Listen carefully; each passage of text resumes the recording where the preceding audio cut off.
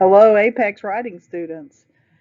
I'm here to tell you a little bit about how to do the writing assignments in Apex English. There have been a few questions, and so I wanted to let you know how to do this by showing you a couple examples. A few basic steps to be successful are to read, maybe read again or review, write, and then revise. And this is the writing and revising steps I'm talking about today. So, what will you write about? You're basically writing about things that you've already studied and read in the previous lesson. You may have already taken a quiz on it, and you want to read carefully because the writing assignments are based on those readings. And then you're going to read the writing assignment very carefully so that you can follow the steps. So you're going to complete everything marked right or project. And then the second step will always be practice, where you revise and submit. How do you submit it? We can't submit it directly to the Apex lesson while you're doing it. So you're going to open up the document that's already there. I've shown that in an earlier video of how to submit your assignments. You can download a editable document so you can type on it, or you can print it out and write on it. Any of those will work. Okay, and then when you go to do the final draft, you submit that to your device, save it on your device, and then you're going to upload it or attach it to an email directly to me or through the Apex messaging system. How will they be graded? I'll be using the rubric that the Apex system provided, and I'll enter that grade in the Apex gradebook, and then I will send you copies with marks, either in a snail mail packet or in an email. Read over what I've sent to you so that you don't make those mistakes again. Primarily, especially things like big mistakes like you left out an introduction, or you have grammar mistakes like fragments and run-ons. And all this is meant to help improve your writing as you go through these classes and prepare for your next step in life, whether it be college or work.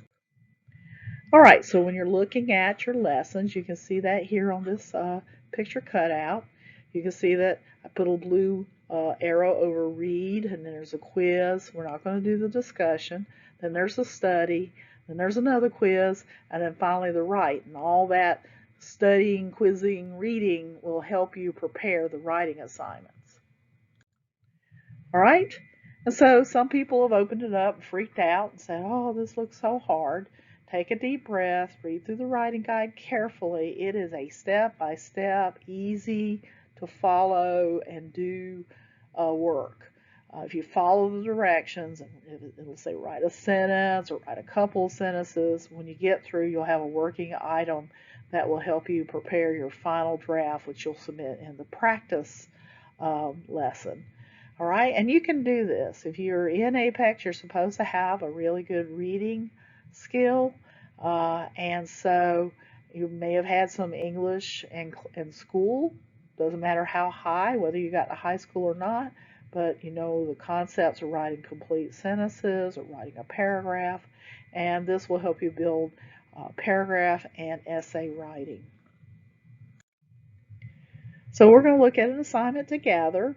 This is one from English 1. I just chose one. I didn't want to try to do one for each English, but they're all very similar, have a very similar kind of instructions, etc. All right, so this is cut from the Apex page, and you can get this, again, you can download this. I again talked about that in the other video. And it tells you exactly what you're going to write. It says you're going to write an essay. Don't let the word essay throw you. It's just 3 or 4 paragraphs. And you're going to have an introduction. It says several body paragraphs, conclusion. It's going to lead you one by one item to help you get ready for that. And it tells you what you're going to write about. You're going to write about a claim, in other words, a statement of how this story creates tension or suspense. And again, it's based on the monkey's paw, which is a very common story. Most people have read that early in their school life. But if you haven't, you've just read it in this lesson, and explains what you're going to do. It also has a little section called words. That's just telling you to write definitions of things you don't know. That's just for your own help as you go through the writing. All right, and again, don't panic. You can do this. All right, getting started. This is the item. This is the document. I cut out the questions here. It tells you what topic will you be writing about in your assignment. That pretty much goes back to what you just read. Write a sentence explaining what foreshadowing is, and you can look this up in the lesson. You can look up on literarydevices.com and find it. I found this picture up here with Anakin Skywalker, and you see the shadow on the wall of Darth Vader, who is the bad guy this young innocent boy is going to become. That's foreshadowing. Sort of obvious foreshadowing. It doesn't have to be a real shadow, just something in the story says, hey, this is what's going to happen. And it's like a warning, early warning. Okay? And it asks you what your essay's claim going to be, and it says it should be on the information you've covered. Okay? Then it tells you to go back and look at the story again and write down 3 instances. So you may need to pop back to the story and look at that. I think the story is also online if you want to just open a copy up in the background and have it there. And it tells you to find 3 instances in the story where he's used some foreshadowing. Okay? And the reason you're finding that information is going to help you support in your body paragraphs what you're claiming, which is he's using tension or foreshadowing to build tension and making it scary and all that. It suggests you use 2 of the strongest pieces, so you jot down 3, decide which 2 you can write about, and then work on those 2. So you're going to end up with an essay of 4 paragraphs. All right, then asks you to write an introduction paragraph. An introduction paragraph is going to tell what story you're using, the author is going to maybe you could write down the definition, include that definition of foreshadowing in there, and then your claim, which is basically your thesis statement for the whole essay. Okay, the author claims the author uses foreshadowing to build tension and scary moments by characters and actions or something like that. That's a very basic kind of thesis. That's what you're going to write.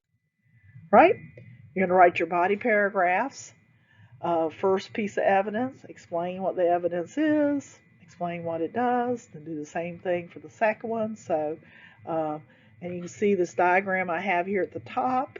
It shows you that a standard essay has 5 paragraphs. You're only going to write 4 paragraphs for this essay, but 5 is pretty typical. And your first paragraph's is your introduction, and your last paragraph's your conclusion. And again, this is having you write a little bit at a time, so you're not writing a whole essay at one time. A lot of times people freak out, oh, I gotta do a whole essay. Well, here you do piece by piece. You can do part of it, walk away, come back and do the other part. I just wouldn't, have weeks of time between them, because then you'll have a hard time remembering what you were doing. All right, and it also told you to write a conclusion, so that's just summing up what you wrote about. And then once you've got it all done, number 10 says you're going to look at the rubric to check over your work. Here's the rubric. And so this is cut from the lesson again, and tells you how many points content is, how many points are organization, and how much is style. That includes things like correct writing, grammar, etc. And you can check off yourself, say, well, did I do all those things? And then I'll use the same rubric to grade you. All right, so now you're ready for the practice part of this lesson. And that's where you're going to submit your work. It's going to go on and say, did you do all this? And we'll talk about that. And then it'll remind you to submit this to your instructor. All right, so here's the practice. It's a little target thing. And again, remember, you can't put it directly into the target. You're going to have to go to the message section and submit that document, or go to the my email and submit it directly to my email. All right, and you'll see something like this under the practice information. It repeats the assignment. I would go back to the write or project start thing before I would do the practice, because the write or project explanation is more detailed. Okay, so it asks you several questions. Again, just getting you to review to make sure everything is good, and so that you'll make the best score you can. All right. Then you'll see something like final draft.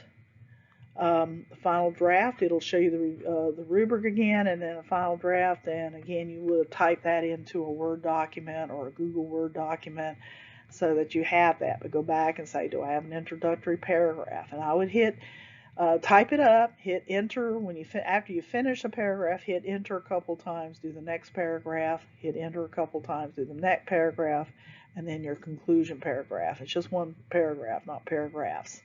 But you'll have a total of 4 paragraphs in this essay. And again, save your work often. I would use the lesson number. For instance, this was 1.1.10, and put your name in it. So you'd have 1.1.10, and if you were Bob, you'd have Bob, and that would be the saving name of your document. Do that spelling, grammar, last check, and then upload or send an attachment of your final copy to me, again through email, through attaching in the messaging. You can also put it in the Dropbox in Sakai. All right, I have one more thing to talk about, and that's about using information that you've gotten from a website or other source. And you may be asked to do that, and it'll tell you how to do it. But if you decide, like for this essay, it didn't say to use anything word for word, but you decide to use a piece of dialogue or definition for foreshadowing, and you want to use it, you either summarize it in your own words or you use a word for word. You need to document where you got that information. So here I've given you an example. This very recent, Colin Powell died on October 18, 2021. A lot of us already know that. People know dates like Declaration of Independence, July 4th, 1776, but you still need to document it. You know, what you do is at the end of the sentence, actually in the paragraph, you put the information of where you got that. So here I got it from CNN.com, and that's all I need to put in the parentheses. Or I could do an exact quote. If I wanted to do a word-for-word quote, I didn't use the whole thing. That's why I started with 3 dots, but I have quote marks and quote marks here. So if I'd copy the definition of foreshadowing off, I would do that. And then right beside it, again, you put the URL address, and that's all you need. You don't need the whole thing, just up to the .com, .org, .edu that you used. All right, and then the second place you put in your paper as the end citation with all the details, and in that case I had to put the name of the author, the name of the article, then the URL, and then you put the date that you accessed it. It doesn't have to be the same date on both things. Maybe I did one day and did the other one the other day. That's fine. But 10, 19, 21, that's all you do, and you put a period. Did the same thing for the other. So, and you put that at the very end of your essay or paper. And we're using MLA format for documenting both English and social studies classes here at the college. If you do not document, it is a violation of the academic honesty policy, and you may be allowed to fix it. I usually give you at least one chance to do that, or you could be given a 0, and in many college classes that's what they do. So make sure that you're very careful. If you're not sure, again, ask me. I'll be glad to help you. So what happens when the work gets graded? What if you didn't do it right? What if you didn't, for some reason, failed it? So if you had 30 points, to fail it, you'd have to get like 10 or less than half, 15 or less, and then you failed it. So what do? Does Ms. Stewart just put a fail grade and you're stuck? No, I'll let you redo it. We want you to pass. We want you to make good grades. So I will allow you to redo as needed. But you don't want to do that right away, not wait until the end of the class or the end of the semester to try to get all that done. And again, I'll be glad to tell you exactly what it is you need to fix, so you won't have to go, well, what do I need to fix? I don't know. I'll tell you. If you have questions, please email me those questions or text me. You have my Google text number. It's on my syllabus. It's on my emails that I send out. Um, and I'll be glad to answer those questions, or we can always get together and talk about it virtually or in person. Again, let me know for any of these assignments, this lesson, whatever. I'll be glad to answer. And I thank you for taking the few minutes to look at this so you can get all this right and do a good job in your English courses in Apex. Have a good day. Bye.